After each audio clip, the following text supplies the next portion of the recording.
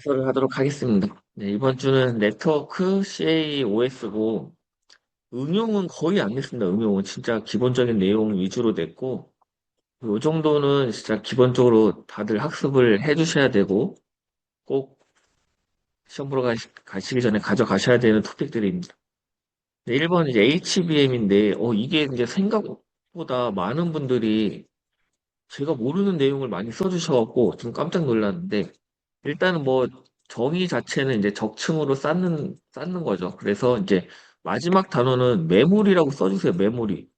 뭐 무슨 기법 막 이렇게 쓰신 분이 있는데 마지막은 그냥 차세대 반도체 메모리다 이렇게 써주시는 게 마무리 정의로는 제일 좋은 것 같고, 그리고 이제 TSV랑 마이크로 범프 이거 두 개는 꼭 이제 써주세요. 키워드로. 그 다음에 이제 3단락이 이제 뭐냐가 이제 약간 차별할 것 같은데, 사실 여기까지는 누구나 다 쓰죠. 1단락 정의, 개념도, TSV 마이크로범프 이거 못 쓰는 사람 없어요. 이건 다 쓰는데 이제 3단락이 그래도 좀 오늘 좋았던 거는 뭐였더라? 뭐 아이트리플이 뭐 해가지고 무슨 표준을 쓰신 분도 있던데, 이 적증을 하는 거에 표준인가? 또 뭐 표준을 쓰신 분도 있고, 그리고 또 이제 HBM이 이 마이크로 범프로 연결을 하지만 이게 있어갖고 약간 뭔가 효율이라던가 이런 게 떨어진대요. 그래가지고 이걸 없애는 기술이 있대. 마이크로 범프를 없애갖고 조금 더 이제 뭐 그 밀도를 높인다고 해야 되나? 또 그런 기술이 있다고 해요. 뭐 그런 거 쓰신 분도 있고, 또는 이제 이 HBM의 그 뭐야 H백, 엔비디아 H백 이런 데 이제 적용이 된다. 뭐 이런 내용 써주신 분도 있고 여러 가지 써주신 분들이 있어가지고 모범 답안에다가 이제 뽑아놨으니까 그런 거는 좀 한번 보시고 가져가시면 좋을 것 같습니다. 그다음에 이제 6G 이동통신의 기술의 특징과 성능 요구사항인데, 이거는 뭐 이 특징이 뭔지 성능 요구사항이 뭔지 이걸 모르신 분은 없는 것 같아요. 대부분 다 학습은 잘 하셔가지고. 근데 이제 그 내가 알고 있는 3대공 현정지랑 뭐 1테라헤르츠 뭐 지상 12km 이거 도대체 어디다가 써야 되냐 이거를 이제 다들 헷갈리시는 것 같은데, 성대공 현정지가 여기 특징에 쓰시는 게 맞는 것 같고, 그 다음에 뭐 1테라헤르츠라던가 뭐 속도 아니면 대역폭 뭐 몇 대까지 연결 가능하고 뭐 1000km까지 뭐 안 끊어지고 그게 여기다가 써주시는 게 맞는 것 같습니다. 그 다음에 이제 3단락에다가 제일 무난한 거는 그래도 6G 같은 거는 이제 뭐 그런 최근 동향, 주파수에 대한 대역에 대한 동향 이런 거 써주시는 동향 써주시는 게 제일 무난한 것 같습니다. 그다음에 이제 3번 RIP랑 OSPF인데 이거는 뭐 그렇게 어렵진 않죠. 다들 잘 쓰셨는데 아쉬운 거는 개념도를 제가 그때 서브노트 하면서 개념도를 RIP는 이렇게 있으면 RIP는 여기로 가는 거잖아요. OSPF는 여기로 간다. 왜냐면 여기가 대역폭이 더 넓으니까. 그래서 이 그림 그리고 하나는 일로 가고 하나는 일로 가고 이걸 표현해 주는 게 제일 비교하기 얼마나 좋아요. 근데 이렇게 그린 사람이 5%밖에 안 돼, 5%. 막, 모르겠어요. 막 지어내갖고 그리던데. 이런 거는 좀 차이가 눈에 띄게 그려주시고, 그리고 이렇게 그림을 그려놨으면, 여기에다가 약간, 이렇게 진하게 해가지고, 화살표하고, 진하게 해서 화살표하고, 아, 경로가 일로 가는구나. 화살표하고, 막, 이렇게 하고 화살표하고, 이렇게 해놔야지, 바로 눈에 오잖아요. 아무튼, 5번 답안 보시고, 그림도, 그림 잘 그리는 것도 실력입니다. 그림. 이 토픽에 가장 적합한 개념도가 뭘까? 그런 것도 잘, 이제, 자기가 갖고 가는 것도 실력이니까. 그리고 나머지는 뭐 다 잘 써셔갖고 뭐 얘기할 거 없고, 이 개념도만 잘 비교해 주시면 좋을 것 같습니다. 그 다음에 디지털 트윈 네트워크인데, 사실 저도 이게 정답이 뭔지는 잘 모르겠어요. 근데 이제 뒤에 해설에는 뭐 여러 가지 뭐 내용이 있으니까 뒤에서 보고, 그래도 이제 디지털 트윈이니까 정의에다가 이제 시뮬레이션이라던가 뭔가 자율, 뭐 AI, ML 이런 거 단어들은 좀 같이 넣어주시면 좋을 것 같습니다. 그 다음에 스레싱의 정의, 발생 원인, 해결 방법이니까 이거는 이제 문제 자체가 이렇게 1교 시험으로 문제로 나왔던 거예요. 제가 2교 시험을 1교 시험으로 바꾼 게 아니고 이 자체가 1교 시험에 문제로 나온 적이 있으니까 이러면 이제 1단락의 정의, 발생 원인 가, 해결 방법 나. 이렇게 가는 게 제일 무난하겠죠. 그 다음에 3단락에다가는 내가 알고 있는 해결 방법 중에 좀 중요하다고 생각되는 거를 써주거나 아니면 좀 다른 내용으로 뭔가 써주거나 하면 될 것 같고 그리고 이러면 이게 지금 가 나니까 개념도를 그릴 공간이 없잖아요. 그러니까 이런 문제 때 이렇게 쓰는 거죠. 여기다가 개념 쓰고 여기다가 간단하게 그림 그리면 되잖아요. 이렇게 해가지고 정의랑 개념도를 같이 묶어주고 발생 원인, 해결 방법 이렇게 쓰시면 될 것 같습니다. 그 발생 원인에 반드시 가야 될 거는 로컬리티에 대한 미고려 이 단어가 반드시 들어가야 되는데 생각보다 많이 빠져 있었고 그리고 해결 방법을 왜 다 워킹셋이랑 TFF만 쓰는 거예요, 다. 그 로컬리티를 왜 안 써요, 로컬리티를? 이게 제일 중요한 거 아닌가, 로컬리티가? 그래서 시공순 이거 써줘야죠. 워킹셋이랑 PFF 말고 로컬리티까지 꼭 써주시면 좋겠습니다. 그 다음에 가상 메모리 주소 변환을 위해서 MMU를 이제 사용을 하는데 이것도 마찬가지 CPU에서 MMU로 갈 때 여기서 메인 메모리로 갈 때 여기 단위 뭐예요? 단위. 여기 단위.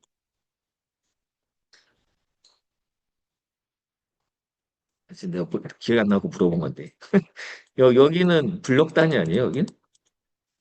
여기는 워드 단위. 그쵸? 이런 것도 같이 좀 써주시고. 어? 아니야? 뭐가 아니야? 워드 단위, 블록 단위 아니야? 가상주소? 아닌데. 아니까 가상주소, 물리주소 맞는데 여기 블록, 여기 워드 단위 아닐까? 아무튼 그리고 이 MMU를 하면 한 번, 두 번, 세 번, 네 번, 이런 거 좀 같이 표시해 주시고, 그 다음에 MMU 나오면 이제 제일 무난한 게 이제, 뭐야, TLU? TLB? TLB? TLB는 여기다가 그려야죠, 여기다가. 여기 위에다가, 여기다가 TLB를 그리신 분이 있는데, 여기가 아니라 여기다가 그려주시면 되겠습니다.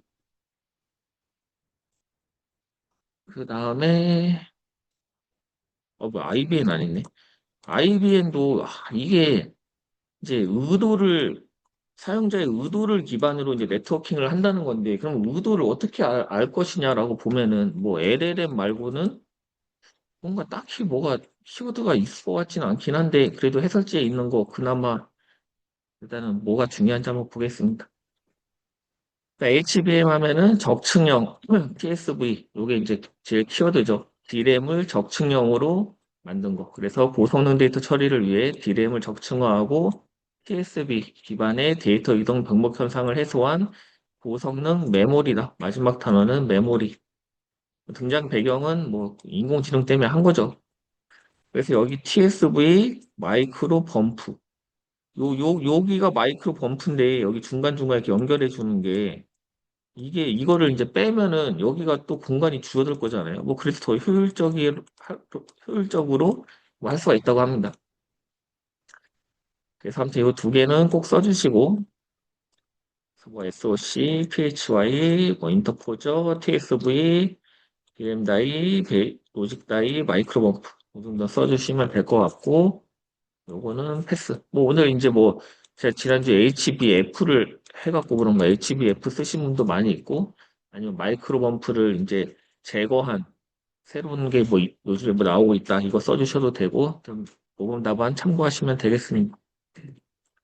그다음에 6G 이동통신의 기술 6G는 뭐 우주 공중 지상 수중 테라헤르츠 초고실내 저지연 통신 등의 기능을 지원함으로써 새로운 서비스 및 응용을 현실화하는 차세대 이동통신 기술인 거고 그 특징으로는 초성능, 초대역, 초현실, 초지능, 초정밀, 초공간 이런 특징이 있는 거고 그다음에 이제 성능 요구사항으로는 1테라 bps, 1기가 bps, 100GHz 대역 이상, 수십 GHz 대역폭, 지상 10km 이하, 1000km 이하, 0.1ms, 6DOF, 연결진호, 뭐 이런 이제 요구사항이 있으니까 이거는 암기해 주세요. 3단락에다가는 주파수 동향, 뭐 테라헤르츠는 100GHz에서 10테라헤르츠, 그다음에 뭐 7에서 24GHz, 이 미리미터파인가 미리미터파 대역 30에서 100GHz 대역 이렇게 주파수 동향까지 봐주시면 좋겠습니다. 그다음에 라우팅 프로토콜 RIP 하면 이제 홉 카운트죠. OSPF 하면은 링크 스테이트 대역폭까지 확인하는 프로토콜이다. 그래서 이제 이게 서브루터 이렇게 돼 있어서 그런가? 이렇게 요 답을 쓰시고 이렇게 쓰시면 되고 여기도 이렇게 해서 이렇게 간다. 표시하면 되겠죠. 그러니까는 RIP가 똑같은 구성을 가지고 이게 지금 똑같은 구성이잖아요. 이거랑 이거랑. RIP는 이쪽이 홉이 하나니까 일로 가는 거고 OSPF는 이쪽이 하나지만 대역폭이 좋은 이쪽으로 간다. 이렇게 비교를 해놓는 게 한눈에 이제 제일 잘 들어오겠죠. 그 다음에 이런 표준화 같은 거 쓰신 분들 오늘 많아가지고 잘 쓰셨고 이 RIP는 디스턴스, OSPF는 링크 스테이트. 그래서 이제 업데이트 이게 중요하죠. 주기적. RIP는 주기적, OSPF는 변경 시에. 그리고 RIP는 사내 네트워크니까 소규모, OSPF는 사회 네트워크니까 대규모. 이런 것까지 봐주시면 좋겠습니다. 그래서 마지막은 뭐 그냥 라우팅의 개념에 대해서 써져 있긴 한데 뭐 이거 말고 아니면은 만약에 RIP에서 이 홉 카운트를 기반으로 이걸 어떻게 그 라우팅 테이블을 갱신한다. 뭐 서브노트 있는 거 있잖아요. 뭐 이렇게 오면은 기존에 있던 거랑 비교를 해가지고 뭐 새로운 테이블을 만든다. 뭐 이런 거 하나 그려주시면 좋을 것 같습니다. 그다음에 디지털 트윈 네트워크 이런 거는 이제 사실 이게 시험에 나올 것 같지는 않은데 뭔가 그 여기저기 키워드로 쓸 수는 있을 것 같아요. 디지털 트윈과 네트워크의 결합으로 물리적 네트워크를 실시간 복제해서 시리즈 6G 무선 네트워크의 설계, 진단, 분석, AI, ML 기반 실시간으로 최적화를 하고 제어를 하기 위한 네트워크다. 뭐 이런 데다가 이제 시뮬레이션을 한다는 단어 같은 거 써주시고. 그래서 특징으로는 이제 뭐 데이터 매핑, 모델, 인터페이스 이게 약간 이제 구성 요소라고는 하는데 일단 보겠습니다. 디지털 트윈 네트워크의 이제 참조 아키텍처는 이렇게 되어 있다고 해요. 세 개의 계층, 물리적 네트워크, 디지털 트윈, 네트워크 어플리케이션. 그러니까 여기가 세 개의 계층인 거죠. 여기가 이렇게가 6G 피지컬 네트워크, 6G 트윈, 6G 네트워크 어플리케이션. 이게 이제 세 가지의 계층인 거고, 그 다음에 세 개의 도메인, 데이터, 모델, 관리, 그리고 이중 폐쇄 루프. 이렇게 이중 패스루프 네트워크 자동화 이렇게 해서 구성이 되어 있다고 합니다. 요거를 이렇게 외우면 될 것 같아요. 계층, 도메인, 이중 패스루프 네트워크 이렇게 키워드로 암기하시면 될 것 같습니다. 그림은 그래도 조금 어쨌건 네트워크잖아요. 그러면 최소한 이런 거 하나는 그려줘야지 최소한 네트워크니까 뭔가 네트워크 느낌 좀 나게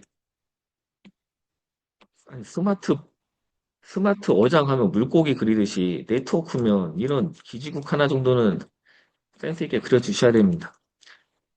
그래서 이제 계층으로는 6G 물리적 네트워크, 6G 디지털 트윈, 6G 네트워크 어플리케이션이 있는 거고 이 6G 디지털 트윈 안에 세 개의 도메인, 데이터, 모델, 관리 이렇게 세 가지가 있는 거다. 그래서 그다음에 기능으로는 데이터 모델, 뭐 인터페이스 이렇게 있고 활용 방안은 뭐 당연한 얘기겠죠. 스마트 시티, 뭐 시나리오 시뮬레이션, 자동화 뭐 이런 내용들 같이 써주시면 될 것 같습니다. 뭐 IVN이나 지난주에 뭐였죠? 뭐 제로 터치 프로비저닝 뭐 이런 데에다가 쓰인다. AI 옥스 같은 데에서 활용할 수 있다. 뭐 이렇게 쓰면 될 것 같은데. 그다음에 이제 프로세스 스레싱. 어, 저는 이게 일로 오고 이게 일로 가는 게 좋은 것 같아요. 그냥 뭐 제 취향입니다, 그거. 그래서 이제 항상 그래프를 그릴 때는 X축, Y축이 중요하다고 했잖아요. Y축은 CPU 이용률, X축은 다중 프로그래밍 정도입니다. 그래서 올라가면 올라가서 성능이 좋아져야 되는데 어느 순간 이제 성능이 떨어지는 거죠. 다중 프로그래밍 정도가 너무 심해갖고 CPU가 처리하는 것보다 페이지 교체에 더 많은 시간을 소요하는 현상이다. 그래서 오늘 근데 이게 페이지 교체에 더 많은 시간을 쓰는 건데 뭐 문맥 교환에 시간을 쓴다. 뭐 약간 이상한 정의를 쓰신 분이 있어갖고 CPU가 페이지 교체에 시간을 소비하는 겁니다. 스레싱의 정의는 꼭 그거를 단어 써 언급해 주시고 그래서 발생 원인은 저사양, 메모리 용량 부족, 로퀄리티 미고려, 그 다음에 뭐 다중 프레스 수용 초과 더 과도한 멀티 프로그래밍인 거죠. 여기서 제일 중요한 단어는 요건 것 같아요. 로퀄리티를 미고려했다. 그래서 이제 해결 방안으로는 워킹셋, PFF 뭐 이게 있고 워킹셋은 요거죠. 하나의 프로세스가 자주 참조하는 페이지들의 집합으로 로컬리티 기반의 스래싱 해결 기법이다. 그러니까 이제 여기 344, 343이니까는 34가 같이 참조가 되는구나. 이런 거죠. 그 다음에 PFF는 페이지 부재율에 따라서 주기억 장치의 페이지 프레임 수를 추가로 할당하거나 회수하여 적정 수준으로 유지하는 스래싱 해결 기법.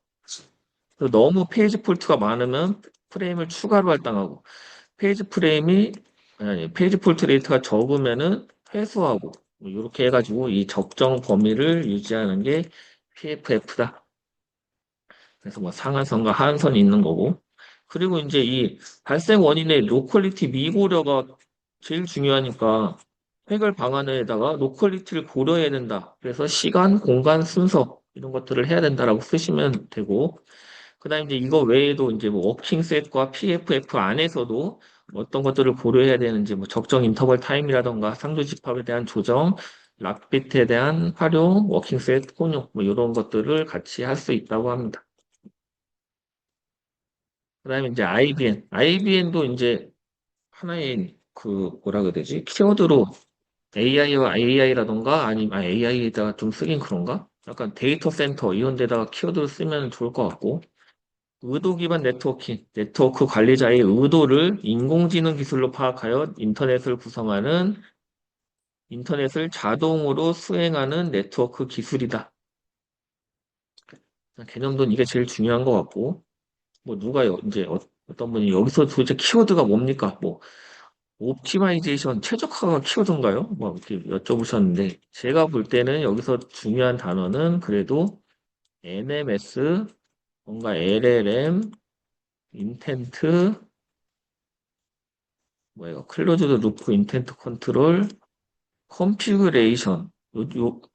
이거는 키워드는 아니어도 요거는 키워드일 것 같아. 컨피그레이션, 그 다음에 모니터링. 이 정도는. 그러니까 일단은 그림은 여기다 이렇게 다 그려주시고, 여기 있는 수많은 단어들을 3단표에다가 다 못 쓰잖아요. 한 6개밖에 못 쓰니까. NMS, LLM, 인텐트, 컨피그레이션, 모니터링. 이렇게 골라서 쓰시면 될 것 같습니다. 요거까지 6개. NMS, LLM, 컨피그레이션, 모니터링, 이거 어딨어? 클로즈 루프 인텐트 컨트롤. 여기는 없네. 이렇게 쓰시면 될 것 같습니다. 뭐 이런 거 검증, 피드백, 이런 거는 제가 볼 땐 키워드가 아닌 것 같아요, 이런 거. 뭐 이거 설마 이거 하나하나 다 외우신 분, 이거의 두문 NTOL, AC, VC, MA, VF. 이렇게 외우신 분 없겠죠? 그래서 3단락에다가는 IBS, IBM보다 조금 더 이제 진화된 시스템, 네트워크 관리자 및 NMS의 의도의 자동적인 실행을 위해 뭐 제어기, 네트워크 기술을 이용하는 의도 관리 기능 지원 시스템이 있다고 합니다. 3단락은 이게 제일 무난한 것 같아요. 그 다음에 이제 MMU. MMU는 이제 CPU가 메모리에 접근하는 접근을 관리하는 하드웨어 부품으로 가상 메모리 주소를 실제 메모리 주소로 변환해주는 장치다. 가상 메모리를 이제 실제 여기 어디 있는지를 변환해 주는 것. 그러니까 갔다가 와서 실제 위치로 가서 데이터를 가져가는. 하지만 그림이 이게 마음에 안 드는데 이 그림으로 학습하지 마시고 여기에다가 TLB 그리고 여기다가 TLB 하고 여기 가서 있으면 바로 가서 이렇게 가져간다. 요 절차가 없어지는 거죠. 그렇게 그려주시면 될 것 같습니다. 1교시 여기까지 하고 오늘 2교시는 제가 진짜 채점할 게 없어요. 이거 딱, 네 분인가? 네 분 풀었어, 네 분. 그 중에 맞은 사람 한 명. 야, 이건 진짜 쉬운 거 아닌가? 그리고 1번도 생각보다 많이 안 풀었더라고. 근데 1번은 이게 아마 이게 제가 합격했을 때 나왔던 문제인 것 같은데 아닌가? 아무튼 뭐 그때쯤 나왔던 문제인데 이게 기출이거든요. 저도 도대체 뭐를 물어본지를 모르겠어요, 이거에. 일단 감지는 3에크, 두플리케이트드랑 타임아웃. 뭐요 정도? 쓰면 될 것 같고 혼잡 상황 제어는 뭐 타워 레노, 뉴 레노, 뭐 베가스 뭐요 정도 쓰면 될 것 같은데 혼잡 윈도우 크기 이게 도대체 이게 뭘 물어본 건지 모르겠어 이게 CWND에 대해서 그냥 설명을 하라는 건지 아니면 혼잡 윈도우 크기가 어떻게 증가하고 어떻게 감소하는 거에 대해서 쓰라는 건지 뭐 도대체 뭔지 모르겠습니다. 그래갖고 이거는 내용은 알아도 답 쓰기가 조금 어려운 그래갖고 많이 안 푸신 것 같긴 한데 그래도 이제 풀어보자면은 어 이제 저라면 이게 도대체 뭐를 얘기하는 걸까 모르겠다. 그냥 차라리 CWND에 대해서 개념 간단하게 쓰고 증가하고 감소한다 라고 그냥 끝내버리고 싶어갖고 이거 1달러 이거 2달러 이거 3달러 요거 4달러 해서 1페이지 1페이지 1페이지 0.5페이지 이렇게 썼을 것 같은데 4번을 한 페이지 쓸 자신이 없어갖고 근데 이제 제일 좋은 거는 뭐 그건 제 지식의 문제인 거고 만약에 내가 잘 안다라고 하면은 요거 두 개를 묶는 게 그나마 좀 무난한 것 같아요. 이거 두 개 묶는 게. 감지만으로 혼잡 상황 감지만으로 한 페이지를 쓰기가 조금 애매해가지고 그러면 이제 개념 및 1달러기 개념 및 메커니즘의 구성 요소 이렇게 쓰면 되겠죠.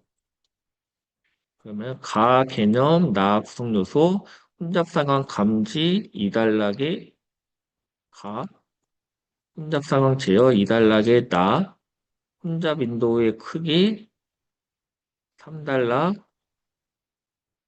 가져가는 뭐, 뭐 그림이라던가 아니면은 그 뭐 미네 RWND 뭐 CWND 뭐 쓴 거 있잖아요. 그거 써도 되고 그다음에 나 증가할 때는 어떻게 증가하는지 이의 지수로 증가하는지 선형으로 증가하는지 감소할 때는 초기화를 한다든지 아니면 2분의 1로 줄인다든지 뭐 이런 내용으로 한 페이지 채우고 4달락에다가는 그래서 뭐 TCP 혼잡 제어를 할 때 어떤 걸 고려해야 되는지라고 쓸 것 같습니다. 요거는 이제 지식에 맞춰갖고 목차 잡으시면 될 것 같고 그다음에 이제 이게 저희가 그 수업 시간에는 서브 네팅을 했잖아요. 거의 똑같은 문제를 가지고 슈퍼 네팅으로만 바꾼 거거든요. 근데 이렇게 안 풀 줄은 진짜 몰랐습니다. 이거 보면은 192점, 뭐 이거 개념은 다 아실 것 같고, 192.168.4.0이랑 192.168.7.0이면은 뭐 앞에는 뭐 의미 없으니까 그냥 쓰고, 4면은 뭐겠어요? 하나, 둘, 셋, 넷, 다, 일곱, 여덟, 점 0. 아, 이 점이 헷갈리네. 그럼 여기가 0, 0, 0, 0, 0, 0, 0, 0, 0부터, 아유, 죄송합니다. 4니까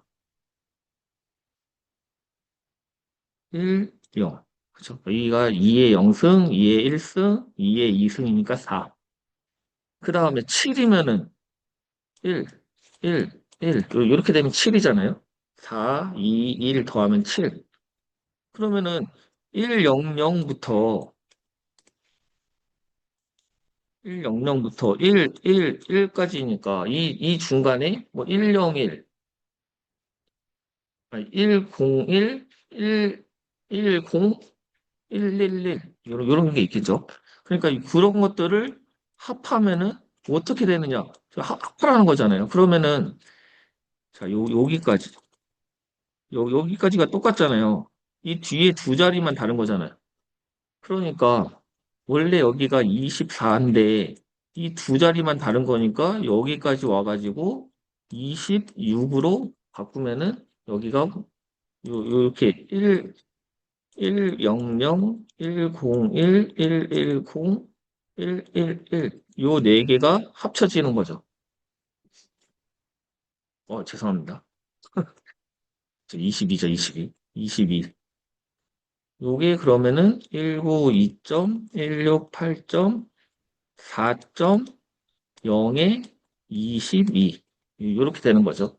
그러면 4.0에 22면은 이게 뭐예요, 이게? 이게 뭐예요? 이게 이거잖아요. 이거. 네트워크 아이디. 네트워크 아이디가 요거고. 그럼 네트워크 아이디는 IP로 사용이 안 되죠.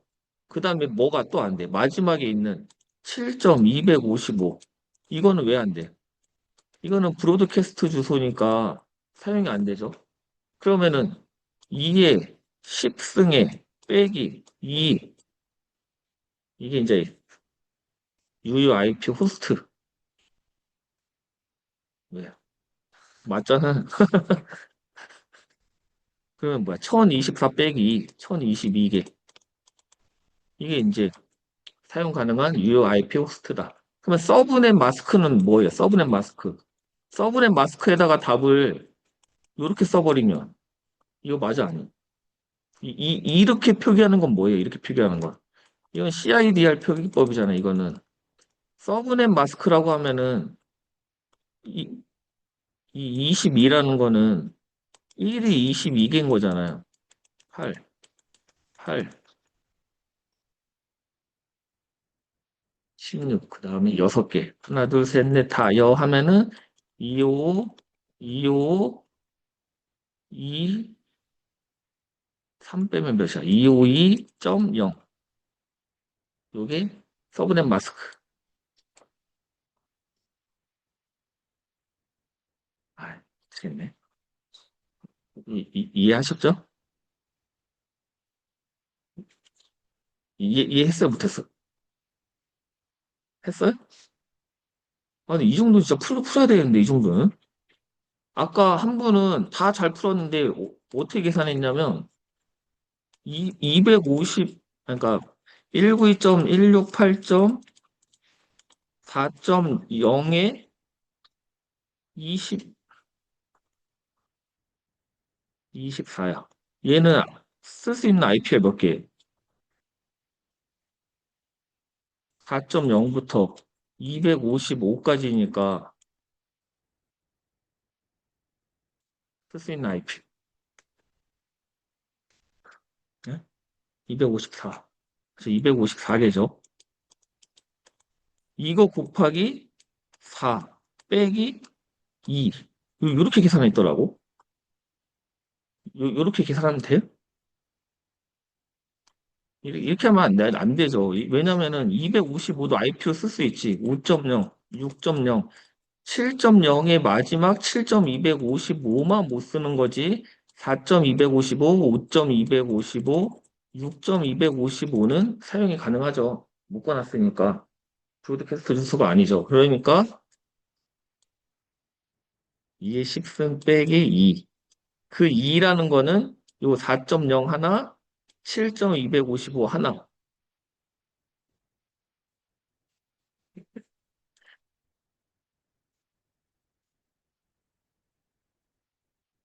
해야 되지.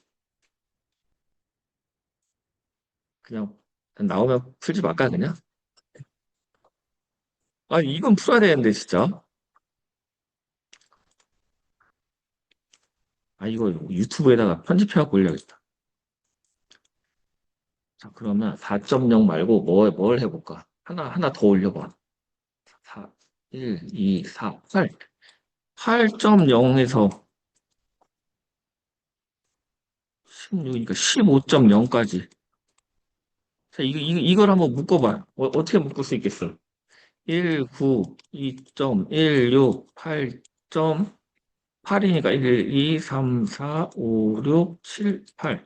0, 0, 0, 1부터 1, 0, 0, 1, 1, 0, 1, 0, 1, 1, 0, 0, 뭐 쭉쭉쭉쭉쭉쭉쭉 해가지고 1, 1, 1, 1까지가 있겠죠? 1, 1, 1, 1 하면 15잖아. 8, 4, 2, 1이니까. 그럼 이걸 묶어. 어디까지 묶으면 되겠어? 여기까지 묶으면 되잖아, 여기까지. 여기까지, 요렇게. 이 뒤에 세 비트만 다른 거니까. 그러면은 24가, 원래 여기가 24인데, 얘는 어떻게 돼? 21이 되겠죠. 21이 세 비트가 안으로 들어와야 되니까. 그러면 이거는 19, 2.16, 8.0에 21이 되는 거죠. 그러면 네트워크 아이디는 192.168.8.0이 되는 거고, 이거 뭐야? 마지막 브로드캐스트 주소는 15.255가 되겠죠. 그럼 얘가 사용 가능한 IP 주소는 2의 11승 빼기 2, 2048 빼기 2, 2046개가 되는 거고, 서브넷 마스크는 255.255.252 빼기 8, 244.0. 이렇게 나중에 돌려보세요. 그 다음에 이제 OSI 7, OSI 7계층에 대하여 계층별 다음 사항을 설명하시고, 뭐 기능, 프로토콜의 종류, 데이터의 종류, 주요 장비. 이걸 각각 쓸 수는 없으니까 그래도 1단락에다가 OSI 7레이어 계층에 대한 정의 정도는 이제 써줘야겠죠. 그러면은 이제 문제가 이 네 개를 어떻게 쓸 것이냐. 뭐 내가 뭐에다가 더 초점을 둘 것이냐라고 이제 고민을 해보면 프로토콜의 종류는 그래도 조금 많이 쓸 수 있잖아요. 데이터의 종류는 뭐 오늘 보니까 뭐 7에서 5계층 뭐 데이터, 5계층은 뭐 데이터 스트림 막 이렇게 뭐 나눠갖고 쓰셨던데 그냥 7에서 5는 그냥 데이터라고 하시고 그 다음에 4는 세그먼트, 3은 패킷, 2는 프레임. 그냥 그 정도만 쓰시면 될 것 같아요. 그럼 그것만으로 한 페이지를 채우기가 조금 저는 빡세다고 생각을 하거든요. 그러니까 기능은 한 페이지 쓸 수 있고 프로토콜의 종류도 한 페이지는 쓸 수 있으니까 프로토콜 종류는 워낙 많으니까 요거를 두 개를 묶는 게 제일 무난하지 않나. 그래서 기능 2달러, 프로토콜의 종류 3달러, 데이터의 종류 4달러에 가, 주요 장비 4달러에 나. 저라면 잘 이렇게 잡았을 것 같습니다. 같이 보자면 TCP 혼잡제요. 여기에는 뭐 유지시키는 메커니즘이라고 이제 정의가 나와 있는데 메커니즘이라고 물어봐서 그런가? 만약에 이제 그냥 TCP 혼잡 제어에 대해서 설명하시고라고 하면은 저는 마지막은 QoS 보장 기술이다라고 써주는 게 저는 좀 좋은 것 같습니다. 여기서 이제 메커니즘이라고 물어봐가지고 마지막을 메커니즘이라고 한 것 같은데 그래서 네트워크로 유입되는 사용자 트래픽의 양이 네트워크 용량을 초과하지 않도록 유지시키는 메커니즘이다. 그러니까 결국엔 QoS를 보장하기 위해서 하는 거고 뭐 슬로우 스타트, 컨제스천 오비던스, 패스트 리트랜스밋 여기가 이제 에크 3F 중복, 그다음 패스트 리커버리, 슬로우 스타트 여기가 타임아웃 이런 것까지 같이 써주시고 결국엔 여기서 표현하고 싶은 건 이거는 레노인 거죠, 레노. 그냥 반으로 줄였으니까 카고였으면 여기 일로 와야죠, 일로 이렇게. 그래서 메커니즘 구성 요소로는 이렇게 네 가지가 되어 있다. 여기 제일 무난한 것 같고 여기까지는 상관없어. 구성 요소로 이렇게 네 가지 있고 그래서 혼잡 상황을 감지하는 거는 타임아웃과 3 두플리케이트 에크 이렇게 세 가지 아니 세 가지가 아니라 이렇게 두 가지가 있는 거고 감지하는 거는 그 다음에 혼잡 상황을 제어하는 거는 타오, 레노, 뭐 뉴레노, 뭐 베가스까지 써주시면 될 것 같습니다. 타워는 이렇게 3에크 두플리케이트일 때도 1까지 내려오는 거, 레노는 3에크 두플리케이트일 때는 반만 내려오는 거, 타임 아웃일 때 1로 내려오는 거, 그 다음에 뉴 레노는 에크가 있을 때마다 꺾는 거, 베가스는 이거 아까 그거랑 똑같이 생겼죠. 그 뭐야? TFF. 적정한 크기를 유지하는 거. 그 다음에 이제 마지막 혼잡 윈도우의 크기인데 이게 답인지는 모르겠지만 일단 저는 이렇게 썼습니다. 이게 이제 혼잡 윈도우의 크기인 거고 처음에 슬로우 스타트 할 때는 지수승으로 증가한다. 1부터 2의 배수로 증가한다. 컨더션 오버이던스 쓸 때는 1씩 증가한다. 패스트 트랜스미실 때 타임아웃 문제 발생 시 2분의 1로 변경한다. 패스트 리커버리는 2분의 1로 돌아간 후에 한 개씩 증가한다. 그냥 이렇게 썼는데 뭐냐 혼잡 윈도우의 개념을 써도 될 것 같고 이거는 뭐 정해진 답은 없는 것 같습니다. 그 다음에 2번 서브네팅과 슈퍼네팅. 클래스를 병합하면은 슈퍼네팅인 거고 분할하면은 이제 서브네팅인 거죠. 슈퍼네팅의 개념은 다수의 작은 네트워크를 하나의 큰 네트워크로 통합하는 방법으로 정보를 요약하여 테이블의 크기를 축소하는 방법, 뭐 통합, 그리고 CIDR을 이용한다. 그다음에 서브네팅은 하나의 네트워크 클래스를 여러 개의 네트워크 세그멘트로 분리하여 효율적으로 사용할 수 있게 하는 방법. 뭐 분할, 보안, 라우팅 테이블 정보 축소, 뭐 이런 게 있고. 그래서 이번 문제에서는 선정 197.168.4.0은 뭐죠? 여기. 1, 2, 4의 자리니까 1, 5는 101, 6은 110, 7은 112. 그러니까 여기까지를 이렇게 자르면 된다. 그래서 기존에 24를 이제 22비트로 하면 되는 거죠. 그러면 뭐라고 표기해야 되냐? 19, 2.16, 8.4.0에 22. 이게 네트워크 아이디가 되는 거고, 서브넷 마스크는 1이 22개니까 255점, 255점, 255 빼기 1 빼기 2 빼기 3이니까 252가 되는 거고, 그 다음에 최종 유효한 IP 호스트의 수 4.0과 7.255 이 두 개만 빼면 되니까 2의 10승 빼기 2는 1022. 이게 사용 가능한 호스트 IP 개수, IP 호스트 개수가 되겠습니다. 그다음 OSI 7계층, 뭐 이런 거 7498, 이 정도는 그래도 상식적으로 암기해 주시고, 요거 하나는 그려주셔야죠, 무조건. 아파서 T에다 P 그려주시고 각각의 4계층 세금 여기다가 이제 뭐 데이터라던가 메시지라고 써주시고 5에서 7은 4 세그멘트, 3 패킷, 2 프레임, 1 비트 각각 라우터, 브릿지, 리피터 그리고 이렇게 오는 게 캡슐화, 이렇게 가는 게 역캡슐화. 그러면서 뭐 공간에 조금 여유가 있다 하면은 여기다가 뭐 DNS 53인가? 50인가? 네? 53.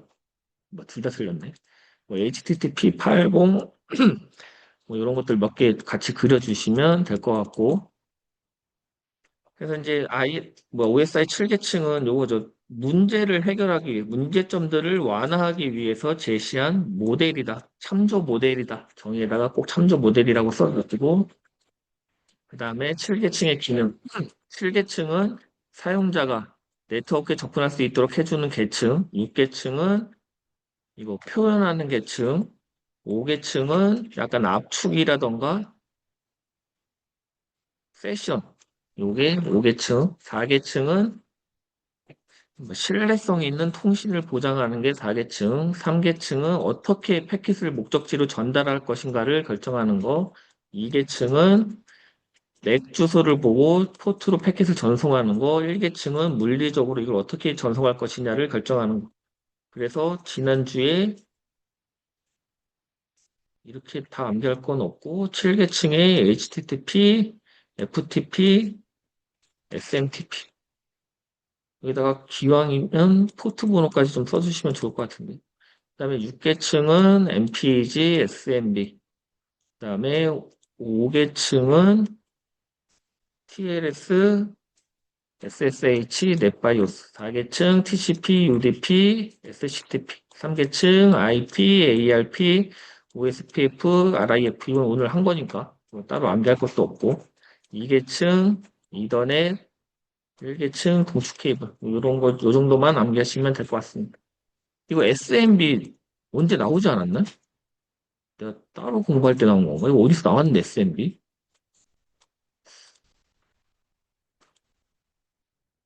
그 다음에 이제 데이터의 종류로는 뭐 7계층은 메시지 데이터라고 하고 6계층은 데이터라고 하고 5계층은 데이터 스트림 이렇게 써져 있는데 그냥 데이터 또는 메시지로 암기하셔도 상관없습니다. 4계층은 세그멘트, 3계층은 패킷, 2계층 프레임, 1계층 비트. 이걸 반드시 암기해 주시고 그리고 계층별 장비의 유형 7계층에는 뭐 웹서버, 이메일 서버, 파일 서버, 뭐 웹방화벽 뭐 이런 것들이 있고 6계층이 암호화를 한 게 6계층, 5계층에는 계층 방화벽, 뭐 세션에 관한 것들, 4계층은 L4, 3계층은 L3, 2계층은 브리지, 1계층은 리피터. 이렇게 각각 하나씩은 암기를 하시면 되겠습니다.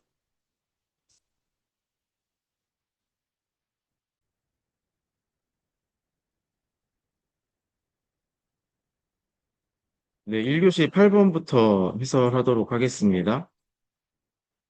완전 기본 중에 완전 상기본이죠. 그래서 FEC하고 BEC. 그래서 이제 FEC 같은 경우에는 스스로 검출을 복원한다. 스스로 한다. 예. 그래서 그림 보시면 자체 정정, 그렇죠? 송신해서 수신축으로 보낸 다음에 얘가 뭔가 오류가 있으면 자체적으로 한다라는 거고 해리콘터. 이거 도움입니다, 그냥. 뭔가 외워서 쓰는 거 아니고, 그러니까 그때 생각해서 쓰는 거 아니고, 해리 콘터, 네 가지. 그리고 여기 구분 좀 보셨으면 좋겠어요. 여기 블록 코드, non 블록 코드, 이렇게 나뉜다. 블록 코드랑 non 블록 코드 나뉜다.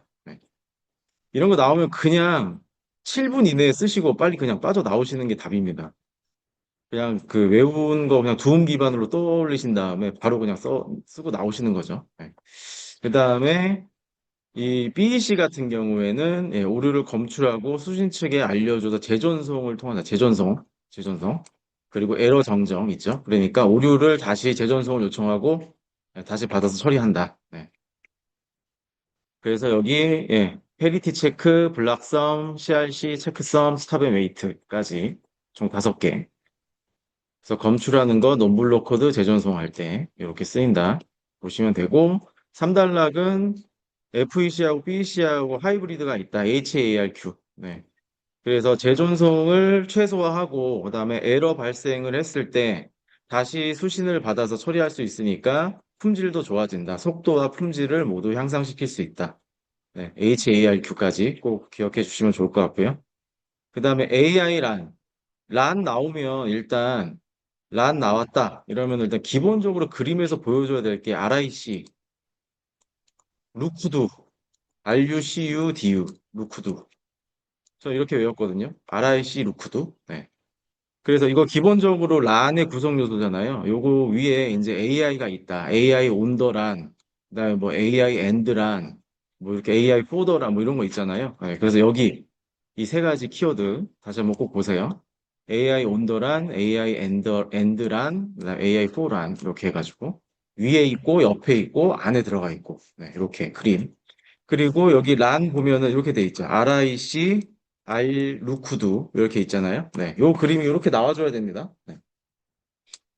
자, 그래서 이 3가지 그림을 그려놓고 그 다음에 여기 구분에 있어가지고 네, 각각 구분하셔도 되는데 여기서는 이렇게 푼 것 같아요. AI 기능이 사실 이제 자기를 뭐 네트워크에서 치유하는 거, 자기를 체력하는 거, 스스로 구성하는 거 이렇게 나눠놓고 이렇게 자른 것 같아요. AI 부분, 란 부분 이렇게 해가지고 그냥 크게 뚝뚝 잘라놓은 것 같습니다. 그러니까 밑에 쪽은 기본적인 란의 구성 요소가 RIC, RU, DU, CU 이렇게 나와 있고 그다음에 AI에 대한 기능을 위쪽으로 올렸죠. 그러니까 이게 이런 식으로 뭐 여기 안에서 기존 란과 차별점이 자율적으로 치유도 하고 최적화도 하고 구성도 한다. 그래서 이제 세부적으로 좀 볼게요. 네트워크 문제를 자동으로 감지 진단한다. 네. 그 다음에 토폴로지, 전파, 간섭 등 상황을 컨테스트 어웨어라고 하네요. 그래서 이제 상황을 인식하고 구성을 최적화한다. 네. 그리고 신규 기지구 추가 시 네트워크를 스스로 재구성을 한다. 네. 그래서 이 세 가지가 큰 기능이다. 이렇게 보시면 되겠습니다. 네. 그래서 이 그림과 이 세 가지 키워드와 네. 그리고 어떤 그 AI 기능을 가지고서 네트워크 문제를 AI가 스스로 치유하고 최적화하고 구성하는지 네, 이런 게 눈에 잘 보이면 되겠죠?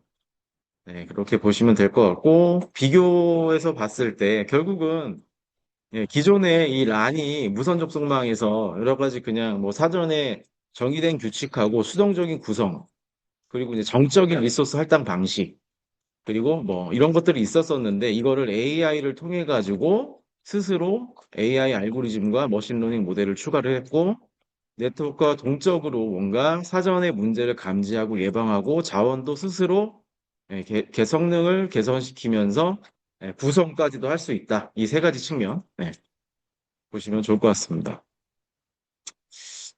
자, 그리고 세마포 이것도 완전 이제 그 기본 중에 완전 상기본이죠. 그래서 P 연산과 V 연산에 대해서 물어봤는데 문제는 이렇게 했어요. 개념과 주요 연산이라고 했거든요.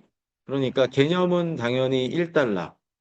그리고 주요 연산 뭐 오늘 2달러의 가에 그림을 그려주신 분, 그리고 나의 이제 PV를 써주신 분 있는데 저는 이거는 저라면 가 나에다가 이렇게 PV 따로 이렇게 써주면서 이런 거 있잖아요. 이런 거 좋아하시는 분 있을지 모르겠는데 왼쪽에 그림 이렇게 그려주면서 개념 이렇게 써주는 분들 있잖아요. 여기에다가 이 세마포어가 뭔지 이 저희가 좋아하는 그림 있잖아요. 요거 네모로 돼 있는 거. 요거 해주시면서 개념 넣어주면서 PV 연산이 뭔지 그리고 이런 부분 있잖아요. 코드 이런 부분 잘 써주시면 될 것 같아요. 네. 또 다시 보면 정의에서 오늘 미스가 나신 분들은 좀 다시 한번 보시기 바랍니다. 세마포 자체를 설명하셔야지 PV 연산, P 또는 V 연산으로 제한하는 방법, 임계역을 제한하는 방법. 이거는 사실 좋은 전략은 아닌 것 같아요. 여기서 이걸 물어본 거를 그대로 이렇게 쓰면서 당연히 그 문제에 대한 내용을 그대로 정의에다가 옮기신 거잖아요. 그러니까 저는 그렇게 좋아 보진 않았다. 차라리 이 멀티 프로그래밍 환경에서 임기 영역에 대해서 함수로 조작된 정적 변수를 사용한다. 이 말이 좋은 것 같아요. 정적 변수. 변수가 안에 있잖아요. S를 1에서 0으로 감소시키고, 그 다음에 임계 영역 또는 공유 자연에 대해서 접근을 제한하는 방법이다. 이렇게 써주시는 게 맞지. 세마포를 설명하는데 P연산, 이 여기 뒤에 있는데 이거를 그대로 뭐 하는 방법, 이거 자체는 조금 그런 것 같습니다. 그래서 이거는 다시 한번 좀 저희가 생각해 볼 문제인 것 같고요. 그리고 유형 두 가지 있죠. 바이너리랑 카운팅. 예. 카운팅 세마포. 그리고 바이너리는 0과 1로 두 종류를 갖는다. 세마포, 그 카운팅 같은 경우에는 0 이상의 정수값을 가지고 있다. 예, 요거 차이점 다시 한번 보시고요. 그 다음에 이 그림도 괜찮은 것 같아요. 오히려 그림을 그리실 때 딸랑 여기에다가 그 아까 네모 그림 있잖아요. 우리 이렇게 그리는 네모 그림. 이거 하지 마시고 그냥 세마포 S 해가지고 초기화하고 이제 잠금 수행하고 그 다음에 여기 안에 들어와가지고 감소시키고 다시 나올 때 해제한다. 증가시킨다. 네, 이런 식으로 순서 1, 그다음에 2, 3 이런 식으로 가면 되겠죠. 그리고 P 연산은 1에서 0으로 감소시키는 겁니다. 빼는 거예요. 빼는 거. 그리고 오늘 이거 거꾸로 써주신 분 다시 한번 꼭 확인 한번 해보세요. 그리고 증가다. 자, 여기서 이제 이제는 진입이다. 진입. 그죠? 화장실 문에 들어갈 때 내가 진입한다는 걸 알려주고 나올 때 나왔다라는 거를 다시 알려주는 게 세마포어잖아요. 자, 들어갈 때 1에서 0으로 해주고 나올 때 0에서 1로 다시 상승시켜준다. 네. 진입, 해제 이런 식으로. 네, 좀 더 키워드를 보여주시면 좋을 것 같습니다. 네. 자, 그래서 이제 세마포는 OS 레벨이고, 모니터는 프로그래밍 언어 수준으로 동식성을 재원을 하고 있다라는 것까지 모니터로 발전시키면 더 좋겠죠. 모니터. 네, 여기까지 발전시키시면 좋을 것 같고요. 자, 11번, 캐시 메모리의 쓰기 정책. 예, 이 두 가지를 설명을 한다. 자, 1단락, 2단락 이렇게 가시면 될 것 같습니다. 또는 1단락의 쓰기 정책의 정의를 써주시면서 뭐 가, 나, 예, 둘 다 좋을 것 같습니다. 자, 일단 쓰기 정책, 캐시 메모리의 쓰기 정책을 물어봤으니까 쓰기 정책의 개념을 써주시는 것이 맞다고 봅니다. 캐시 메모리의 정의보다는 캐시 메모리의 쓰기 정책이 왜 필요한가? 뭐 어떤 개념인가? 네. 그래서 이제 프로세서가 캐시 메모리의 데이터에 갱신을 할 때 메인 메모리도 있잖아요. 메인 메모리에 언제 어떻게 반영할지 일치시키는 방법이다. 그래서 두 가지 방식이 있고, 그다음에 첫 번째 라이트 스루는 즉시, 동시 또는 즉시 네, 반영되는 정책이다. 메인 메모리에도 예, 헷갈리시는 분 있는데 메인 메모리에도예요. 예, 캐시에 기록될 때 주 메인 메모리하고 캐시 메모리하고 동시에 둘 다 하는 겁니다. 동시에. 그러니까 이게 캐시는 당연히 되는 거고 여기에다가 동시에 할지 말지에 대한 차이인 거지. 여기는 그냥 기본적으로 캐시는 무조건 하는 겁니다. 두 개의 차이가. 그래서 이 메인 메모리의 데이터가 항상 일치를 하도록 즉시한다. 그 다음에 변경 데이터의 캐시 블록은 우선 캐시에만 기록을 하고 메인 메모리에는 나중에 한다. 그쵸? Write back. 이렇게 되는 겁니다. 오늘 거꾸로 써주신 분 몇 분 계셨어요. 그래서 캐시에 나중에 기록한다. 이게 아닙니다. 메인 메모리 기준으로 봤을 때 캐시는 당연히 기록을 하는 거고 메인 메모리와 얘랑 얼마나 일치시키냐. 이 부분이잖아요. 이 부분. 캐시하고 메모리를 얼마나 동기가 똑같이 일치시킬 것인가. 네, 그러니까 메인 메모리에 나중에 쓰는 정책 이 부분이 변화하는 겁니다. 이 부분. 이거 헷갈리시면 안 될 것 같아요. 네. 자, 그래서 이 차이가 있고, 방식을 쓰셨으니까 여기에 뭔가 특징보다는 동작 원리라는 게 좋을 것 같습니다. 그래가지고 뭐 1, 2, 그다음에 여기는 1, 2 이런 식으로. 그래서 여기도 1, 캐시 기록, 메인몰이 동시 기록. 여기도 캐시 기록, 메인몰이 나중에 저장. 이런 식으로. 네. 방식을 물어봤을 때는 특징보다는 동작 원리, 이 메커니즘을 설명을 하라라는 거니까 동작 방식, 동작 원리, 아니면 동작 절차, 네, 이런 것들이 더 맞을 것 같다. 그런 생각을 좀 해봤고요. 네. 비교는 한번 읽어보시고요. 자, 운영체제의 인터럽트의 종류, 인터럽트의 개념 다시 한번 보겠습니다. 그 프로그램 실행 중에 하드웨어 또는 어떤 예외 상황이나 장애 상황에서 CPU의 현재 처리를 중단, 알림, 그 다음에 재실행. 네. 그렇죠. 뭔가 문제가 생겼어요. 그러면 어딘가 알려야 되고, 이거와 관련된 알려야 되고, 이거를 다시 재실행할 수 있도록 시스템 동작과 관련된 저라면 메커니즘, 뭐 이렇게 할 것 같습니다. 자, 그래서, 예, 인터럽트는 여러 가지 측면이 있다. 네. 근데 여기 밑에 보니까 이 나 내용이 저는 이거 제가 만든 건 아닌데 조금 이상한 것 같아요. 그래서 여기 구분을 조금 말씀드리자면 일단 하드웨어하고 소프트웨어로 관점으로 좀 보면 좋을 것 같고, 그 다음에 차단 가능성하고, 그 다음에 이 예외 관점으로 봤을 때 조금 더 분리를 할 수 있을 것 같습니다. 그래서 1번 구분은 하드웨어, 두 번째 구분은 소프트웨어, 그 다음에 차단에 대한 가능성, 예외 처리에 대한 부분, 이렇게 할 것 같아요. 그래서 네 가지 구분이 나올 수 있겠죠? 그래서 요거는 가로 묶고, 요건 나로 묶고, 가, 나, 이런 식으로 가면 될 것 같습니다.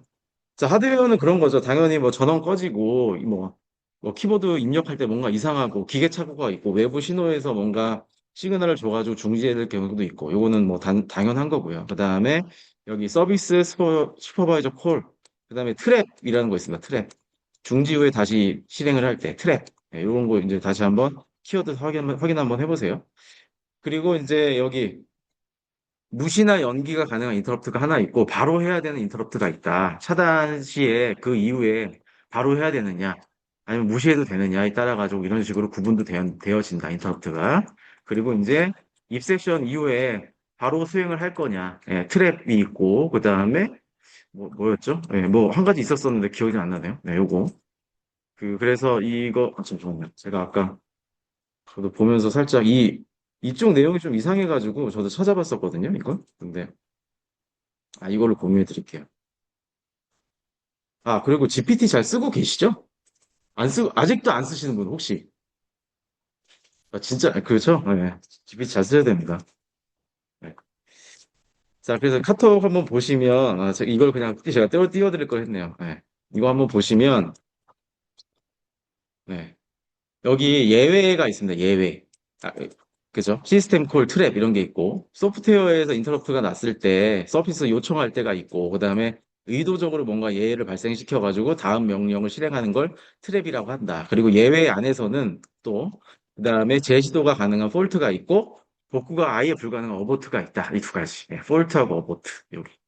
요런 거. 요런 구분으로 좀 더 보시면 좋겠습니다. 하드웨어, 소프트웨어 예외, 그 다음에 마스크와 관련된 실질적으로 직접 해야 되느냐, 아니면은 무시해도 되느냐, 무조건 해야 되느냐, 무시해도 되느냐, 그거에 따라 가지고 조금 달라질 수가 있겠죠. 네. 전체 화면으로 해서 안 보였을 것 같아요. 이게 다시 한번 좀 보여드릴게요. 이거 녹화를 위해서. 네. 녹화가 돼야 되니까. 네. 요 네 가지. 하드웨어. 그렇죠? IO, 타이머, 전원, 그 다음에 뭐 외부 신호. 그 다음에 소프트웨어, 시스템 콜, 트랩. 그 다음에 익셉션 부분은 얘를 여기로 빼주는 거죠. 폴트하고 어보트. 네, 그리고 마스크 기반은 여기. 마스커브라고 non 마스커브. 이렇게. 이렇게 네 가지죠. 그러면은 네 개, 두 개, 두 개, 네, 여덟 개. 딱 이렇게 딱 쓰시면 될 것 같습니다. 네. 자, 인터럽트. 자, 그래서 여기도 한번 읽어보시고요. 네. 그리고 메모리 인터리빙. 요거는 개념이 많이 흔들리시는 분들이 많았습니다. 개념 다시 한번 꼭 보세요. 네. 여기 보시면 기억 장치를 여러 개의 독립적인 모듈로 나눈다. 모듈이란 말이 있어요. 모듈로 나누고 모듈들에서 동시에 그렇죠? 기억 장치의 충돌 회피를 위하여 이 말 꼭 있어야 되고요. 그 다음에 모듈들이 동시에 액세스하는 동작이 일어날 수 있도록 하는 기법이다. 동시에 뭔가 모듈들이 동시에 이제 접속하는 또 동시에 작동하는 거를 하는 거다. 메모리를 일단 쭉 접근을 해야 될 때 한 개씩 한 개씩 할 게 아니라 동시에. 그래가지고 이거는 그림이 중요하겠죠. 그림. 이 그림을 얼마나 정확하게 그렸느냐. 여기 MSB, LSB 이거 꼭 있어야 되고요. MSB, LSB. 그 다음에 상위 비트에서 할 거냐, 하위 비트에서 할 거냐에 따라 가지고 달라지는 겁니다. 상위는 MSB를 가지고서 이렇게 이제 보내는 거고, 하위는 LSB 기준으로 이렇게 보내는 거고, 두 가지 합치는 거는 MSB, LSB 가지고 다 하는 거죠. 네. 요거는 그림 가지고서 떠올리시는 거지, 이걸 뭐 별도로 암기하신다거나 그런 건 아닌 것 같습니다. 그래가지고 꼭 나와야 되는 키워드, 여기, MSB, LSB, 상위 비트, 하위 비트, 네. 그 다음에 여기, 뭐, 혼합, 하이브리드 방식, 네. 여기 뱅크로 그룹화한다. 이런 말. 뱅크로 그룹화한다. 이런 말. 네, 그리고 액세스 방식에 CXX, 뭐 SSX 있는 이거 3단락으로 가져가시면 괜찮을 것 같습니다. 그래서 CAOS는 뭔가 다 정해져 있잖아요. 3단락이 정해져 있습니다. 그렇기 때문에 더 약간 너무 고민하지 마시고 이거는 가볍게 그냥 내가 생각하고 평소에 연습하신 대로 쓰고 빠져나오시는 거지 뭔가 특이한 거를 만들어내기보다는 딱 이런 식으로 정형화가 되어 있다라고 이제 봐주시면 될 것 같아요. 네. 자, 그 다음에 2교시 저희 4번부터 좀 보겠는데, 폴리싱하고 쉐이핑. 자, 폴리싱은 오늘 그림들 잘 그려주셨는데, 일단 X축하고 Y축 좀 개념적으로 안 맞으신 분들이 있었어요. 다시 한번 여기 볼게요. 밴드위스입니다, 밴드위스. 그리고 오른쪽은 타임이겠죠. 그래가지고 어떤 특정 대역폭 이상으로 이 트래픽이 막 들어온다. 그랬을 때 잘라서 그냥 버려버릴 거냐 아니면 이거 어디다가 버퍼에다 갖다 놓고 다시 할 거냐 이거 차이잖아요. 자, 폴리싱 이것도 거꾸로 쓰신 분 오늘 몇 분 계시던데 폴리싱 그 타일 폴리싱 한다고 그러잖아요. 타일 같은 거 이렇게 깎아버린다고 하잖아요. 이런 식으로 뭐죠? 이렇게 빙빙 빙빙 도는 거 있잖아요. 빙빙 도는 거 가지고 여기 막 이렇게 타일 폴리싱 하면은 표면에 이런 지저분한 것들 다 이렇게 깨끗하게 되잖아요. 그냥 깨끗하게 밀어버리는 겁니다. 드롭이나 드롭. 그래서 폴리싱, 타일 폴리싱 이거 헷갈리시면 안 됩니다. 자, 그래서 트래픽은 버린다. 자, 그래서 폴리싱은 그거고 쉐이핑은 이 버퍼의 처리를 통한다. 그래서 여기 깎인 거는 이쪽에다가 다시 보내주는 거죠. 자, 그래서 대역폭 이상 발생하면은 이 안에 버퍼에다 저장해 놓고 처리를 한다라는 거고 여기에서 보시면 이 구성 요소 있는데 요거 미터 마커 드랍 그다음에 CIR, CBS, EBS 한 개씩 좀 보고 넘어갈게요. 트래픽 폴리싱에는 이 세 가지 미터 유입률 측정 그다음에 마커 대역폭에 대한 마킹 후 포워딩 하는 거 그다음에 드랍 대역폭 이상이면은 패키를 드랍하는 거 구성 요소 이 세 가지. 그다음에 CIR 평균 종료 속도, CBS 전송할 수 있는 최대 비트 수, 그다음에 EBS 추가 버스트 트래픽 크기. 이걸 가지고 이제 구성 요소가 되어 있다. 자, 그 다음에 여기에서 저번 주에 이제 이재희 멘토님께서 이거 보내주셨잖아요. 알고리즘, RED, 레드, 뭐, 그 다음에 WRED. 근데 랜덤이죠, 이거는 랜덤. 네. 네, 드롭 없이, 그 인맥값까지 확률적으로 랜덤하게 드롭을 한다. 요거는 가중치, 우선순위를 보고 드롭을 한다. 그 다음에 테일 드롭, 네, 큐가 차면 들어오는 토큰을 무조건 드롭한다. 이 세 가지. 요렇게 되어 있었잖아요. 네. 그리고 요거는 좀 고민을 해봐야 될 것 같아요. 여기에. 쉐이핑에는 요 세 가지가 맞죠. 리키, 토큰, 하이브리드. 리키는 속도, 그 다음에 토큰은 용량, 그 다음에 하이브리드는 두 가지 장점을 결합을 했다. 네, 여기는 용량이라고 보시면 되겠습니다. 용량. 자, 그래서 전체적으로 지금 비교를 좀 해보라고 했습니다. 근데 버린다. 그리고 여기는 그 내부로 유입을 시킨다. 버퍼에다 유입을 시킨다. 그렇죠? 폐기하거나 여기는 버퍼링하고 전송을 하거나 그렇기 때문에 굉장히 속도는 즉시 예, 버퍼링이 없는 상태로 즉시할 수 있고 버퍼링이 존재를 한다. 그리고 실시간 응용에 적합하다. 그렇죠? 속도가 빨라지는 거겠죠. 버퍼가 없기 때문에. 그리고 여기에는 뭐가 문제죠? 여기는 좀 품질에 대한 이슈가 있겠죠. 좀 품질 쪽에 이슈가 있겠죠. 네. 그래서 구성 요소 다시 한번 이렇게 써주시면서 그리고 트래픽의 허용, 뭔가 추가적인 영역에 대해서 허용하지 않는다. 일정 범위 허용할 수 있다. 얘는 그냥 넘어가는 건 다 잘라버리는 거잖아요. 네. 트래픽 허용을 한다. 트래픽 허용 여부. 네. 그러다 보니까 주로 인바운드에 적용을 합니다. 주로 들어올 때. 그리고 주로 이제 이 아웃바운드에 적용을 한다. 이게 저희가 뭐 그 영상 같은 거 이렇게 보면 아시겠지만 보통 내보낼 때 버퍼링이 막 뜨면서 이렇게 좀 천천히 올 때도 있잖아요. 그거 생각하시면은 왼쪽 거는 인바운드, 오른쪽 건 아웃바운드 이런 식으로 생각하시면 될 것 같습니다. 자, 그리고 잘라버리니까 UDP 같은 경우에 속도기잖아. 얘는 신뢰성이 없잖아요. 그러니까 UDP 프로토콜에 우수하다.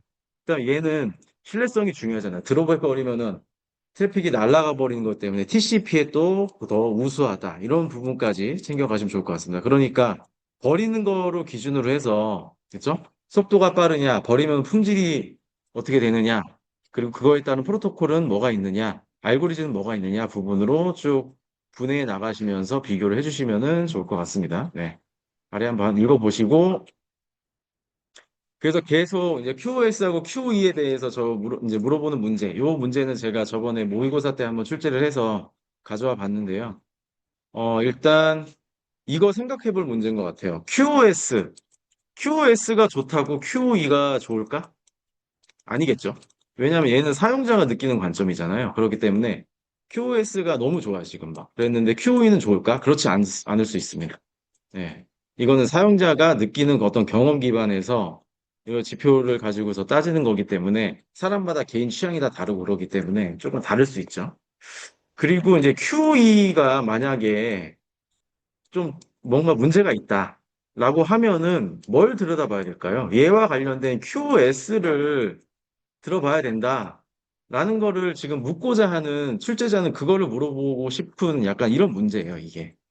네, 그래서 일단 QoS하고 QE에 대해서 너 정확히 알고 있어? 어떤 지표들이 있는지 알고 있어? 그리고 요새 OTT라던가 스트리밍 서비스 굉장히 많이 나오고 있는데 QoE를 어쨌든 향상시키려면은 어떤 식으로 해야 될까? 요거는 썰 푸는 문제였습니다. 썰. 그런데 앞에 왜 물어봤을까? 결국은 이 두 가지를 잘 생각을 해보고 어떤 식으로 전략을 구성해야 최적화가 될지를 써주는 문제였습니다. 네. QoS는 네트워크 사용자가 공급자가 사용자에게 제공하는 전송 서비스 품질 수준을 의미를 한다. 네, 공급자가 사용자로 가는 거죠. 공급자 중심이라고 보시면 되겠습니다. 정량적이다. 그리고 QoE는 사용자가 체감한다. 품질과 만족도. 품질과 만족도. 왼쪽에는 품질 수준이죠. 여기는 품질과 만족도. 그리고 기술적인 것도 중요하지만 인지적으로 경험적인 요인도 중요하다. 왼쪽은 공급자 중심, 오른쪽은 소비자 중심. 그 다음에 왼쪽은 성능, 기술적 성능. 그 다음에 오른쪽은 느끼는 경험과 만족도. 예, 그리고 뭐 등등 측정 주체 이런 거 있잖아요. 예, 그리고 대지터페. 왼쪽에 지표 대지터페 무조건 나와야 되고 QoE에서 좋은 거, 뭐 재생 품질, 그다음에 응답 지연, 그다음에 뭐 버퍼링이라고 하잖아요. 예, 버퍼링. 그다음에 비트레이트라는 것도 있어요. 비트레이트가 뭐냐면은 화면이 얼마나 고품질을 의 어떤 그 영상이 깨지지 않고 잘 전환이 되느냐. 중간에 얼마나 끊김이 없느냐, 끊김 빈도가 얼마나 있느냐. 이게 다 품질과 관련된 거죠. 그리고 MOS라고 있는데, 이거는 뭐 1점에서 뭐 5점 척도로 이렇게 소비자한테 그, 그걸 한번, 서베이를 한 번씩 하죠. 예, 그거에 대한 내용이 MOS입니다. 이것도 굉장히 예, 정성적인 거다. 예.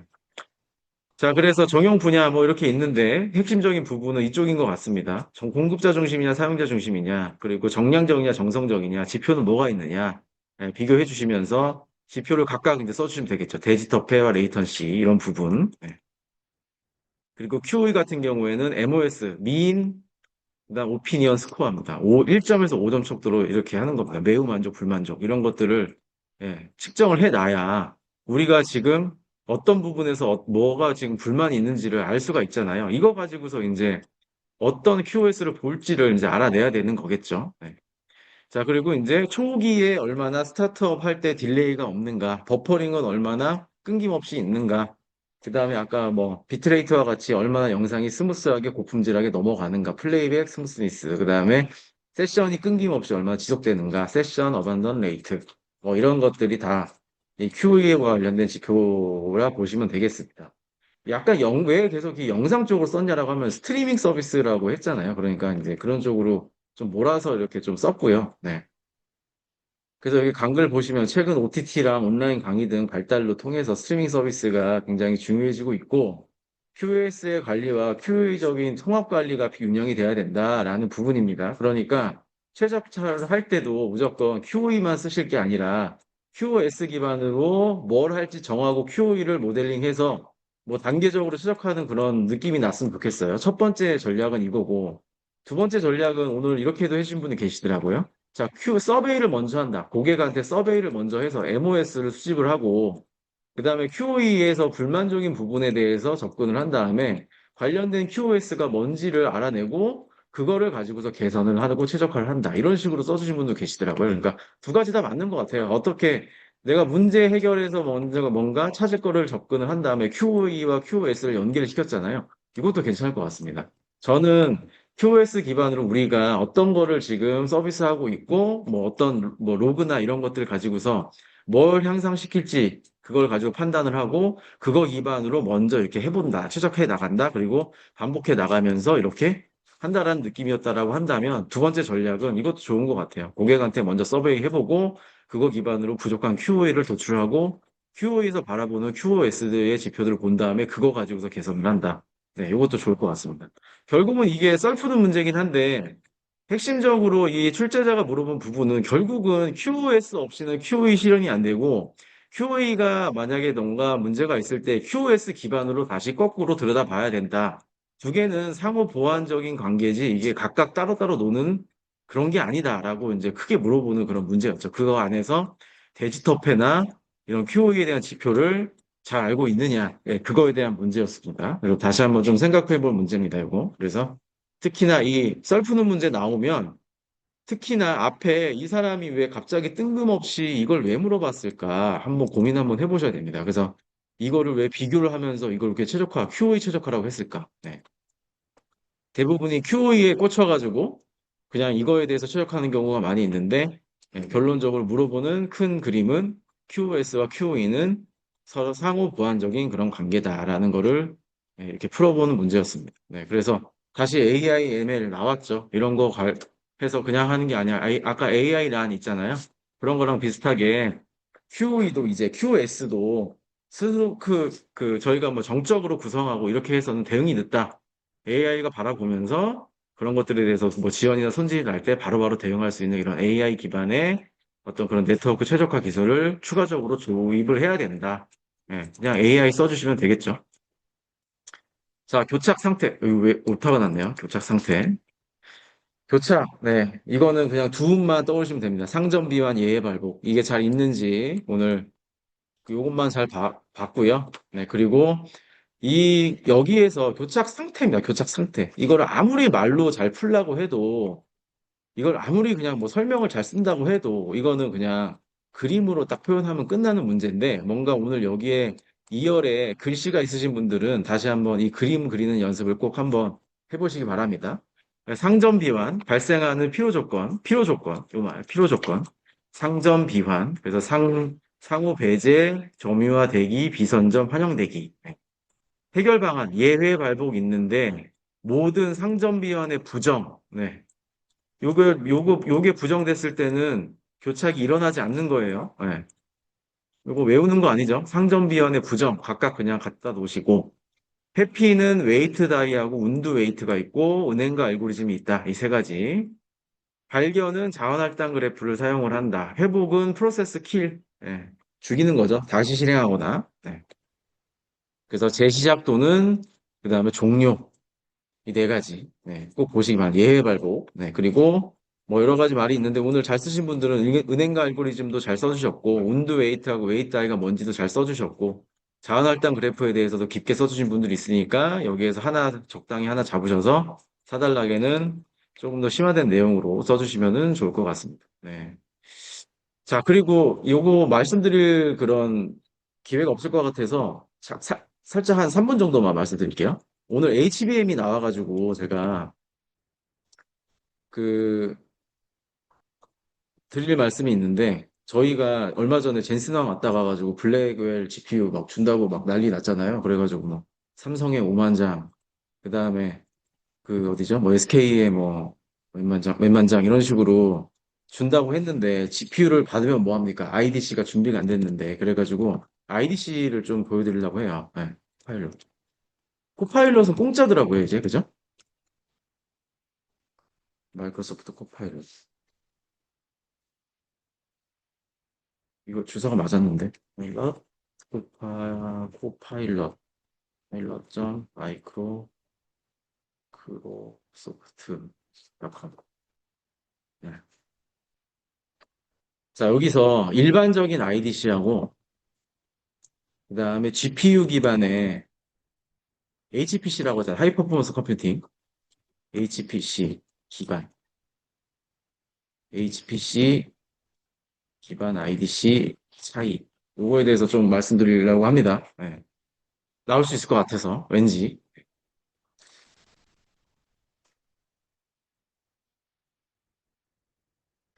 단순하게 HBM 뭐 너무 유명하고 GPU 이렇게 따로 묻는 문제보다는 왠지 IDC가 부족해가지고 못하는 경우가 많이 있으니까 요거 한번 보시라고 그래도, 예, 그 비교를 좀 해보도록 하겠습니다. 일반 IDC는 일단 CPU 중심이다. 그 다음에 GPU 기반의 하이 퍼포먼스 컴퓨팅 IDC는 GPU 클러스터고 있고 여기 초고속 네트워크 있죠. 인피니 밴드라는 거 있잖아요. 인피니 밴드하고 NV 링크 이런 거 있거든요. 그런 키워드 다시 한번 좀 확인 한번 해보세요. 인피니 밴드하고 NV 링크. 자, 그리고 GPU가 전력 많이 소모하잖아요. 전력에 대해서 밀도가 상대적으로 낮지만 전력에 대해서 고전력 조금을 소모한다. 그리고 몇 기가와트급이냐 이런 수치 같은 거 좀 다시 한번 확인하시면 좋을 것 같습니다. 몇 기가와트냐? 좀 작네요. 네, 이렇게. 몇 기가와트급의 그 전력 밀도를 가져가야 되느냐? 자, 그리고 여기 냉각 방식 중요합니다. 냉각 방식. 냉각을 할 때 CPU 같은 경우는 그냥 공기만 순환 잘 시켜주면 됐는데 여기에는 액체 냉각 또는 침수 냉각이라고 있어요. 아예 그냥 GPU를 물 안에다 집어 넣는 거죠. 액체가 순환하는 거 말고 액체 안에다 그냥 넣는 게 있습니다. 그래서 냉각 방식. 뭐 액체 냉각 방식, 침수 냉각 방식 이런 게 있고 네트워크도 이게 대규모로 이 GPU의 특징이 아래 캐시하고 그다음에 산술 연산 장치 ALU가 엄청나게 많은 거잖아요. ALU에다가 동시에 메모리에다 올려놓고 한 번에 그냥 그 많은 데이터들을 한 번에 쫙 올리려고 하면은 그죠? 많은 전력이 소모가 된다.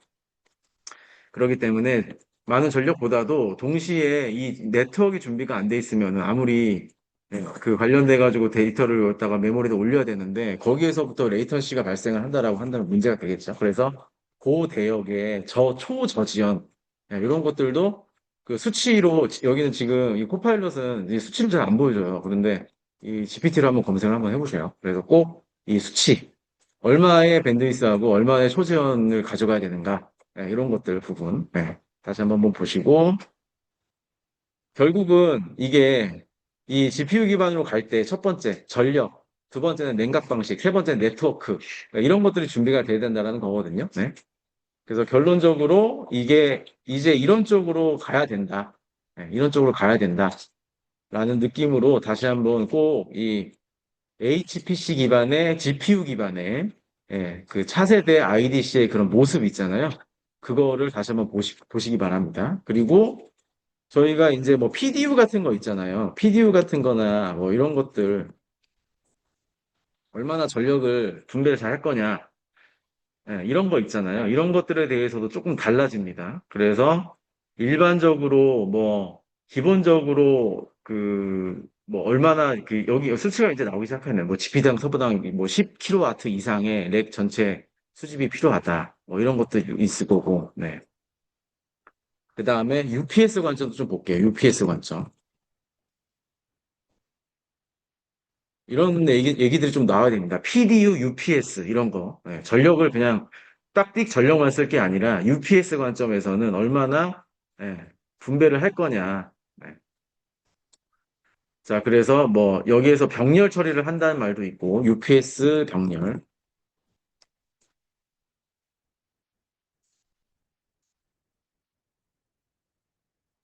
이런 내용들 다시 한번 꼭 공부하셔야 됩니다. 요거.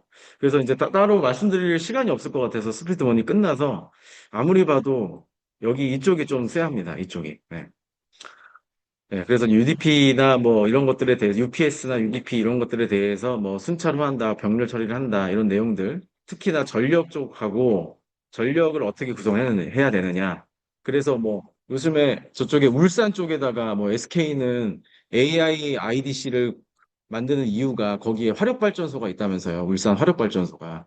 그래가지고 전력과 관련된 그런 얘기들이 꼭 나와야 된다. 전력을 그리고 확보를 해서 GPU화에 특화된 어떻게 여기 보시면은 뭐 실시간 전력 사용량 뭐 모니터링도 이런 식으로 좀 더 해야 된다. 여러 가지 이런 구분들 다시 한번 꼭 보시고 확인 한번 해보시기 바랍니다. 그리고 스프린트 2 때 다룰 수 있다라고 한다면 제가 한 번 더 다뤄드릴게요. 이게 CAOS 쪽이 맞나 싶긴 한데 그냥 단편적으로 HBM, GPU 이렇게 나올 것 같지는 않고 여기랑 관련된 IDC가 부족하다라는 기사가 일단 최근에 떴고 그다음에 이거에 대한 대비가 필요하다라는 문제가 나왔기 때문에 만약에 차세대 뭐랄까요? 차세대 그 IDC를 구성하는 방안과 전략에 대해서 뭐 설명하시오. 이렇게 나오면 예, 당합니다. 당하기 때문에 요즘의 트렌드상 약간 테마형으로 이런 부분까지 좀 보셔야 된다. 다시 한번 보시기 바랍니다.